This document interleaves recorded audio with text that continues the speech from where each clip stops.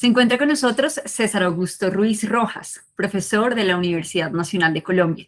Él es ingeniero civil con maestría y doctorado en ciencias económicas de la misma universidad y especializado en planeación regional. Profesor César, bienvenido a Más Colombia. Muy buenas tardes. Muchísimas gracias por la invitación para opinar en este medio alternativo tan importante. El pasado 14 de diciembre se cayó la licitación para la construcción del llamado Corredor Verde del Transmilenio por la Séptima. ¿Cuál es su lectura de la decisión adoptada por la Alcaldía de Bogotá? Sí, pues en las últimas semanas el tema sobre la apertura de la licitación de este proyecto generó muchísimas controversias entre expertos, académicos, políticos, técnicos y, por supuesto, entre miembros de la administración distrital. Realmente lo que parece indicar que pasó ayer, el 14, es que el director del IDU anunció que suspendía, no necesariamente entiendo que va a parar el proceso, sino que lo suspende de la licitación. Sin duda, hubo unos sectores importantes que plantearon una serie de cuestionamientos y muy particularmente en el Consejo hubo creo que al menos 2 o 3 debates donde se plantearon unos cuestionamientos importantes sobre el concepto del proyecto y que tenían que ver muchísimo con el tema de la reducción o la posibilidad de reducir las condiciones del tráfico que hoy circula en la carrera séptima y la posibilidad de acceder a otros sectores o a otras avenidas paralelas a la carrera séptima e incluso la posibilidad de atravesar la carrera séptima. Sabemos que la carrera séptima, al menos en el tramo que se espera intervenir, son cerca de 20 kilómetros, es del corredor, de uno de los corredores, lo que se suele llamar el borde oriental de Bogotá, que tradicionalmente es el que mayor concentra la actividad económica, social, residencial y de servicios en la ciudad, y que es el que tradicionalmente más demanda viajes, es decir, desplazamientos de las personas. Entonces, claramente ante cuestionamientos sobre la posibilidad de reducir el tráfico vehicular y en general de todo, motos, de todo tipo de vehículos distinto a transporte público, pues genera una alerta muy grande. Y poder atravesar esta avenida a lo largo de sus 20 kilómetros, pues también genera unas alertas.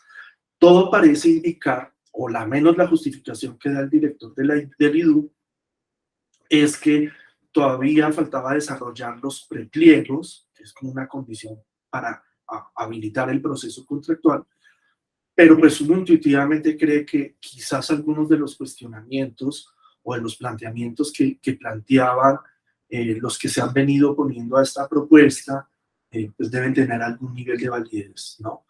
Eso pues no lo dice abiertamente la administración, se refiere como a un proceso, a un tema meramente jurídico del proceso contractual, pero sin duda yo creo que están detrás todos los cuestionamientos. ¿Qué va a pasar? Pues lo que uno esperaría es que haya un gran debate y haya un gran proceso de concertación sobre el proyecto antes de abrir la licitación.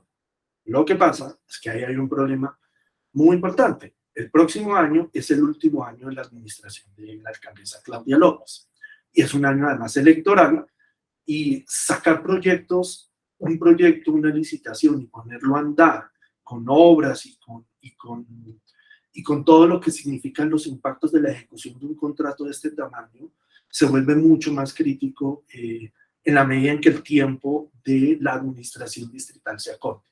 Entonces, seguramente va a haber unas presiones muy importantes al interior de la administración por lograr reactivar la licitación.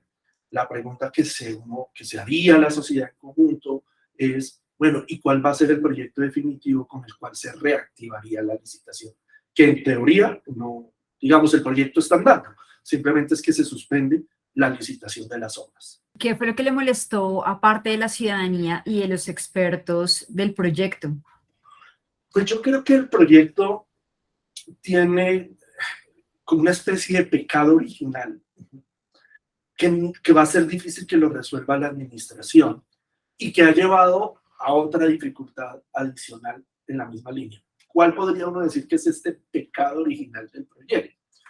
Es que la actual alcaldesa, en campaña política, y muy vehementemente en los debates de los candidatos, en aquel momento los candidatos a la alcaldía, anunció que no haría Transmilenio por la carrera séptima. Y esto, digamos que además lo volvió una bandera de campaña política y que, pues, digamos, hubo importantes debates con otros candidatos que consideraban o que no era viable o que tampoco había como una propuesta alternativa. Y es que de todas maneras decir que no iba a haber Transmilenio por la carrera séptima, pues es de un impacto político muy grande. ¿Por qué? Porque por un lado, y lamentablemente, pues el sistema Transmilenio, es decir, de los buses rojos, que es lo que uno en el argot técnico se suelen llamar BRTs, que es un BRT, es la sigla en inglés de bus, de bus, rapid, de rápido, transit, que significa transporte público. Transporte público rápido basado en buses. Entonces, el sistema Transmilenio, los rojos, es un BRT. Lamentablemente, pues ha habido de ya hace varios años una desconexión del sistema en su favorabilidad con un sector importante de la ciudadanía. Con o sin razón, que son cosas por discutir, de todas maneras el sistema no pasa por el mejor momento frente a la percepción de la ciudadanía. Entonces, claro, cuando tú dices en campaña no voy a hacer Transmilenio, pues está detrás pues una percepción muy fuerte de las emociones de una buena parte de la ciudadanía, que además hace divisiones políticas, ideológicas, etcétera, académicas, técnicas. Es un tema que divide profundamente a la sociedad bogotana e incluso al país, diría yo. Y uno podría decir que estos debates también se están dando en Latinoamérica, en otras ciudades latinoamericanas, donde estos sistemas BRT se han venido impulsando. Esa es la primera, digamos, el primer elemento, pero el otro es que estamos hablando de la carrera séptima, la calle real en la colonia, que además hablamos de 20 kilómetros, que conecta, que permite el acceso, que permite la movilidad, el tránsito de muchísimas personas de este corredor oriental y que por lo tanto cualquier decisión que allí suceda desde el punto de vista de movilidad es muy impactante. Pero además, la carrera séptima entendida como una franja de corredor urbano, además converge una heterogeneidad de sectores sociales y económicos,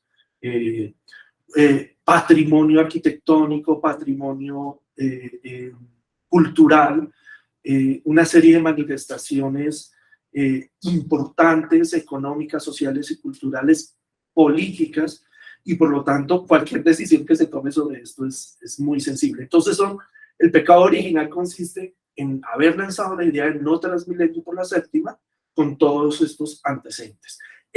Y eso conlleva como una especie de segundo pecado colateral, y es que cuando en campaña se lanza la idea de que no se va a hacer Transmilenio, pues claramente las personas tenían la expectativa de un modo distinto. Hace unos años, en el 2012-2013, se discutió la posibilidad y se hizo un preproyecto de hacer un tranvía por la carrera séptima como modo de transporte. Por diversas razones no prosperó y finalmente se cayó. Y es que detrás de Transmilenio sí, Transmilenio no, hay un tema que también divide mucho a la ciudadanía y es, queremos modos alternativos, queremos modos férreos, no queremos seguir basando nuestro transporte en buses. Eso es un sector importante de la ciudadanía y de la academia y de la técnica y de los políticos. Y hay otros que dicen, no, podemos seguir insistiendo en buses si mejoramos y los hacemos eléctricos, etc. Y también hay, pues, otros sectores que dicen, sí buses, pero no tantos buses, ¿no? Tendríamos que empezar a explorar otros modos. Entonces, en realidad, lo que molestó, en mi opinión, es que el proyecto, a la larga, sí terminó planteando un BRT, no lo llamemos Transmilenio por la séptima, pero terminó planteando un BRT, y hay como una sensación de engaño de algún sector de la ciudadanía, o de decepción, de decir, pero si teníamos la expectativa de que fuese distinto, ¿por qué no lo es? Yo creo que ese fue el principal factor que molestó. Pero insisto, es porque es que es un tema que además divide a la sociedad de una manera muy fuerte. ¿Y cuáles cree que deben ser los criterios de movilidad y desarrollo urbano para la carrera séptima, teniendo en cuenta sus usuarios del transporte particular, biciusuarios, peatones, transporte escolar, transporte público? Sí, mira que, digamos, aquí en la universidad nosotros trabajamos mucho este tema, porque abordar este tema es fundamentalmente de muchas disciplinas y de muchas visiones. Una de ellas es la movilidad, pero resulta que la movilidad es un concepto muy amplio. La movilidad se puede dar caminando, uno con sus zapatos, yendo en una patineta, en una bicicleta, transportándome en un carrito, en una zorrita, en un Transmilenio, en un metro, en un helicóptero o cualquier medio que me permita desplazarme de un lado a otro. Entonces la pregunta es, en esta franja de lo que es la carrera séptima como una avenida, ¿no? que es, digamos, en el sentido más literal es una avenida, ¿qué tipo de movilidad es la que queremos? Entonces uno diría, pues queremos movilidad sostenible, ahora podemos abordar la idea de la movilidad sostenible con un poquito más de profundidad, pero también queremos que esta avenida no sea simplemente un elemento o un medio para moverme, sino que además sea un elemento estructurante de la ciudad. Quizás una de las dificultades que han tenido varias disciplinas y muchos de nuestros proyectos en ciudades como Bogotá, eh, es que todavía vemos estos proyectos como de transporte y en realidad cuando uno habla de una avenida de 20 kilómetros con la importancia histórica, cultural, económica, social, eh, tan relevante como la de la carrera séptima, es en realidad un proyecto urbano. De hecho, la alcaldía, la actual administración, así lo ha contemplado como un proyecto urbano y no solamente como un corredor de movilidad. Entonces, ¿pero qué significa hacer una medición de un proyecto urbano? Significa no solamente preservar y proteger todos los inmuebles y todos los espacios históricos y patrimoniales, sino que significa la promoción de la calidad de vida de los ciudadanos, significa mejorar el espacio como un espacio público abierto, donde las personas no solamente están para moverse, sino para interactuar. Hoy por hoy, estos grandes proyectos urbanos, que puede uno llamarlos bulevares, corredores, grandes espacios, son mucho más que movilidad, demandan una calidad urbanística, una calidad en términos de promover mejor arquitectura, promover mejor desarrollo inmobiliario, pero también promover mejores relaciones ciudadanas que ocurren a lo largo del corredor y no necesariamente en función de la movilidad. Entonces, claro, son muchas dimensiones, si lo pudiésemos decir, y cada una podría uno saber poderla medir. Eso hace que sin duda el proyecto sea bastante complejo. ¿Y cómo ve la movilidad en Bogotá? Bogotá tiene un problema central de su movilidad y es que tiene una altísima congestión vehicular. Cualquiera diría, pero no es lo mismo. No, no es lo mismo. La congestión vehicular es una faceta de la manera en cómo uno quisiera medir la movilidad, ¿cierto? Pero por la manera en cómo se ha estructurado la ciudad históricamente y sobre todo por la altísima dependencia de generar desplazamientos a través de avenidas que fueron y están basadas en tráfico vehicular, hace que haya una altísima dependencia del uso de estas avenidas y de estas vías vehiculares que redundan en una altísima congestión. Alguien me diría, pero ¿cómo así? ¿Es que hay otras formas de moverse? Clarísimo. Los sistemas de transporte pueden utilizar otros espacios, otras vías que no son necesariamente las vías vehiculares. Y sobre todo en Bogotá, bases que son las vías principales. En Bogotá le damos un término desde el ordenamiento territorial, que son las vías arteriales. Entonces uno puede ver que Bogotá tiene en una hora pico, y casi siempre comúnmente, las vías arteriales. ¿Cuáles son? La carrera séptima es una vía arterial, la Caracas, la 80, la NQS, la 13, todas estas grandes avenidas, que son muchas por demás, pero que hay una altísima dependencia de movernos exclusivamente por esas avenidas, mientras que Bogotá cuenta con un conjunto de mallas, de calles, de vías locales, mucho menos realmente dotadas y usadas para la movilidad, entre otras cosas por la manera en cómo se ha estructurado urbanamente la ciudad, y que hace que a la larga sea muy difícil que uno tenga que desplazarse de un lugar a otro en Bogotá sin que tenga que dejar de usar una de estas vías arteriales. En muchas otras ciudades, las vías locales, las calles se vuelven importantes lugares, espacios de desplazamiento, pero además si se cuentan con sistemas de transporte robustos que no necesariamente vayan por los ejes viales. Por ejemplo, una red de metros subterráneos perfectamente puede atravesar manzanas, por debajo el pasajero no se da cuenta porque pues, no está viendo, pero no necesariamente está usando espacios viales. Entonces, la principal problema de Bogotá en su movilidad es la alta congestión vehicular por la altísima dependencia del uso de las vías arteriales, que lleva, entre otras cosas, a las discusiones que se están dando en la carrera séptima. Y esto va de la mano con para mí otro problema central que tiene que ver es con la dificultad que ha tenido Bogotá en desarrollar proyectos estructurantes que permitan realmente cambiar ese patrón de desplazamiento por vías vehiculares utilizando medios vehiculares, incluyendo los buses, ¿no? Para los próximos 10 años, ¿cuáles serían los desafíos en términos de movilidad y desarrollo urbano para la ciudad? Sí, en Bogotá vamos a cumplir 16 años o más, 17, de haber formulado por primera vez un plan de movilidad. Un plan de movilidad que en Bogotá lo llamamos el Plan Maestro de Movilidad y que dio elementos importantes, no suficientes y sobre todo no con la instrumentación que uno esperaría o con la claridad de los proyectos que uno esperaría, pero que dio un paradigma y es Bogotá tiene que cambiar su manera de pensar la movilidad. Y yo creo que eso nos facilitó a la ciudad, a la academia, a la administración pública, a pensar en que teníamos que sí o sí migrar a una movilidad mucho más sostenible. La hemos concretado en algunos aspectos pequeños. Uno podría decir que sí hemos logrado, digamos, yo creo que el desarrollo importante de las bicicletas, que sigamos manteniendo un transporte público con una mediana demanda, es decir, que de todas maneras los ciudadanos seguimos usando transporte público.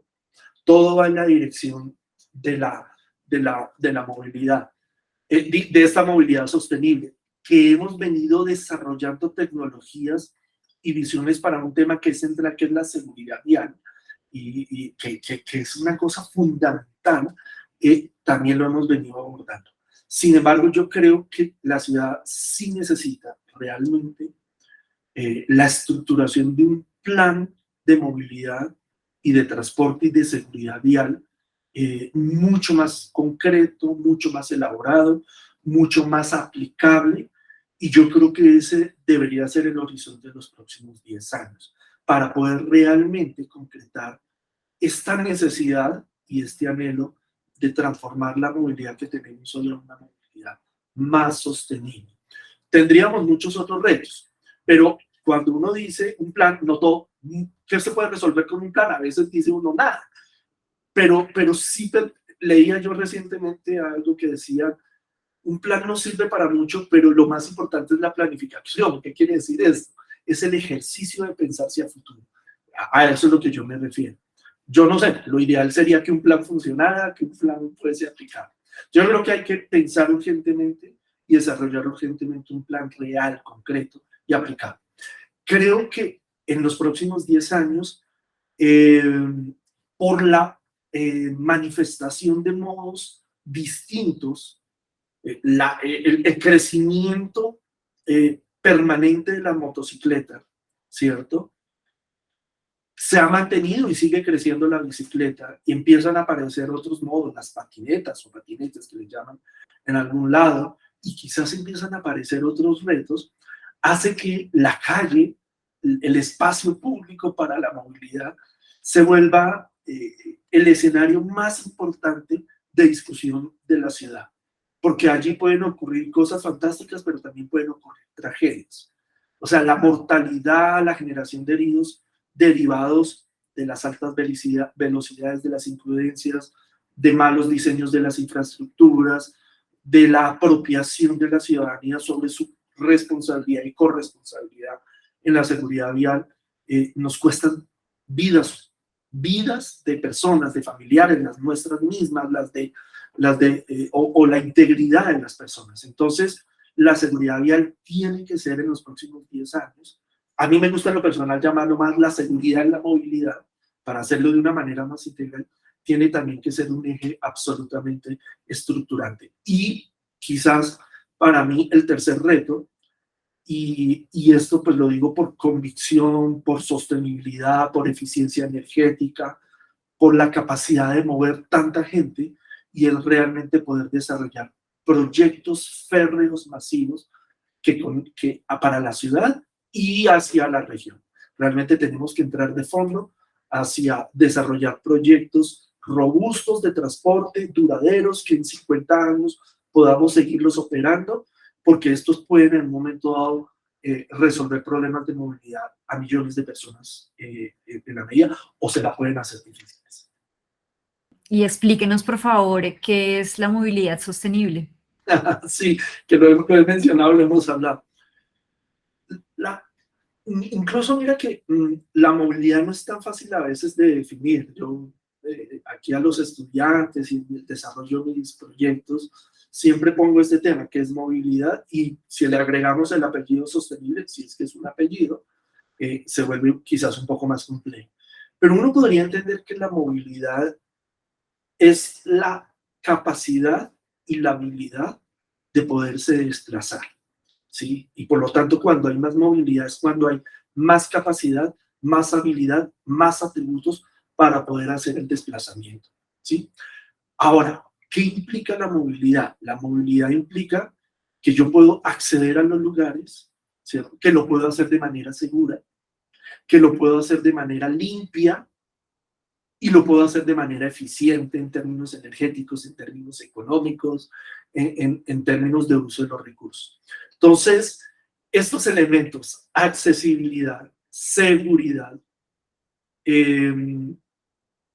gestión de los impactos y eficiencia energética, pero pueden ser de otros tipos de los recursos, es lo que le da el apellido de sostenible a la movilidad. Entonces, hoy por hoy, muchos pues estamos convencidos que la movilidad debe ser por sí misma sostenible. O sea, si yo hablo de la capacidad y la habilidad para permitir o para garantizar el desplazamiento de las personas, pues significa, y de cosas, de las mercancías, de todo, porque pues, todo se está moviendo, pues debe ser que garantice la accesibilidad, llegar a los lugares con facilidad y salir de los lugares con facilidad, dar la oportunidad que una persona que vive en un sitio pueda tener acceso a los bienes y servicios que ofrece la ciudad, públicos, sociales, privados, pero que debe ser segura en términos no solamente de la seguridad vial, sino también segura en términos de la identidad de género,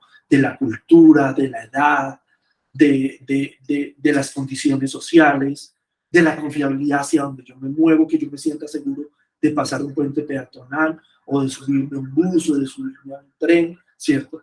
Que deba ser capaz de gestionar los impactos, porque desplazarse no solamente implica consumir energía, sino usualmente significan impactos, ocupar espacios, tener probabilidades de siniestralidad, es decir, de encontrar eventos que hagan daño o que puedan incluso ser contaminantes con el aire, con el agua, con el paisaje, ¿no? Gestionar y finalmente tener la capacidad de ser lo más eficiente energéticamente. En esto hay una ruta importante, porque es que una cosa es la energía útil con la que yo puedo desplazar las cosas y otra cosa es la energía inicial con la que yo tengo que disponer para poder hacer un desplazamiento. Ayer escuchaba una cifra que en transporte la movilidad usa del 100% de energía que se requiere para desplazar, útil finalmente el 24%. Eso es en términos ineficiente y eso significa que hay que aprovechar la energía y los demás recursos naturales, los demás recursos humanos, tecnológicos para hacerlo. Entonces, eso sería lo que uno pudiera definir, o por lo menos no definir, pero sí entender como movilidad sostenible.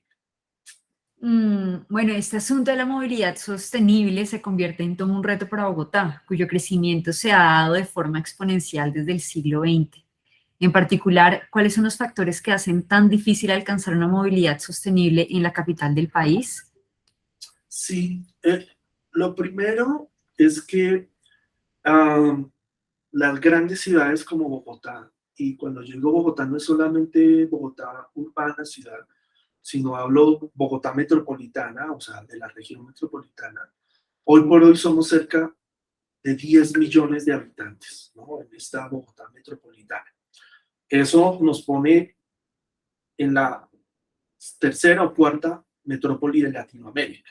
Entonces, cuando uno va a ver Sao Paulo, Ciudad de México, Buenos Aires, quizás Río de Janeiro, y ahí muy cerca estamos entre Lima y Bogotá hablando, pues uno va a ver, y toda gran ciudad tiene una de sus principales dificultades es realmente madurar su movilidad sostenible. Entonces uno va a ver que los problemas de movilidad y de movilidad están siempre en las grandes ciudades. Lo que pasa es que Bogotá ha venido acumulando unos déficits importantes en desarrollar un transporte público, en mi opinión, más confiable y más robusto. Ha habido avances. Yo creo que haber desarrollado 130 y pico kilómetros de Transmilenio, que de una u otra manera están moviendo personas, 2 millones de personas tal vez a hoy, al día, eso es importante. Ahora la pregunta es cómo lo movemos, a qué costo, con qué impactos, y ahí yo creo que seguimos teniendo rezagos. Pero es que nosotros iniciamos esta senda hace apenas 20, 22 años. Entonces realmente tenemos un déficit histórico muy grande. Pero este déficit implica hacer un gran esfuerzo en términos de proyectos financieros, económicos y como sociedad. Entonces, la idea de poder desarrollar, de estos rezagos que tenemos en transporte público, pues hace que hoy sea mucho más difícil. Solo para dar una cifra, ciudades como Buenos Aires tienen metro desde hace casi 100 años, 1920, 1930, no tengo muy clara la cifra. Ciudad de México tiene metro, 12 líneas hoy de metro desde 1960. Entonces, estos déficits pues no son tan fáciles de saldar, ¿no? Hay que pensar, hay que mejorar muchísimo el esfuerzo hacia los proyectos. La segunda, que la mencioné al comienzo, y es que en contraposición a eso, hicimos depender muchísimo de las vías arteriales de la movilidad. Y eso también arrastra un déficit urbanístico y urbano, porque resulta que en general las ciudades se planifican planificando la traza viaria, o sea, la traza de las vías. Es, digamos, la tradición de la planificación urbana. Pero, ¿qué pasa al interior, en los intersticios de esa traza viaria? Pues ahí es donde están las cosas, donde se localiza la economía, las actividades económicas, los colegios, las universidades, las viviendas, los servicios, etcétera, etcétera. Y resulta que nosotros en Bogotá hemos tenido un gran problema en la concreción de la movilidad en esos intersticios de la traza viaria. Y eso hace que sí dependamos excesivamente de las vías arteriales y por eso tenemos unos trancones. Bogotá tiene una tasa vehicular, por decirlo, no tan alta, es una media. Digamos, hay ciudades que tienen mejores niveles de movilidad, y, o sea, menos congestiones con más vehículos. Pero aquí uno sale a una vía arterial y siente que son millones y millones y millones, y no son tantos, pero como todo se concentra en las vías arteriales, hace que en realidad sea muy difícil. Pero además se concentra el transporte público, se concentran las banquetas, las ambulancias, los camiones de la basura, las bicicletas, las motocicletas, todos, lo cual hace muy difícil. Y esto además viene con un problema también estructural de la ciudad, Y es que es una ciudad que ha tenido un desarrollo informalizado en términos de barrios que han surgido autónomamente, sin normas urbanísticas, sin un control de desarrollo urbano, algunos muy precarios y unos con cierto nivel de informalidad intermedia. La informalidad y los barrios con precariedad urbanística o que no han tenido, digamos, un gran desarrollo de planeamiento y de control urbano, pues profundiza estos déficits. Entonces yo diría que son transporte público, una altísima dependencia a un solo modo, vehículos y vías vehiculares, y también una consecuencia de la realidad de la ciudad que hemos venido desarrollando fundamentalmente en los últimos 120 años, porque Bogotá tenía cerca de 100.000 habitantes en 1900 y hoy tiene metropolitanamente 10 millones. Eso es muy importante. Bueno, profesor, muchas gracias por participar también de este tema y explicarnos todos estos asuntos que también están como en la agenda global. Y nada, pues bienvenido siempre a Más Colombia. No, muchísimas gracias por la invitación y esperamos encontrarnos nuevamente.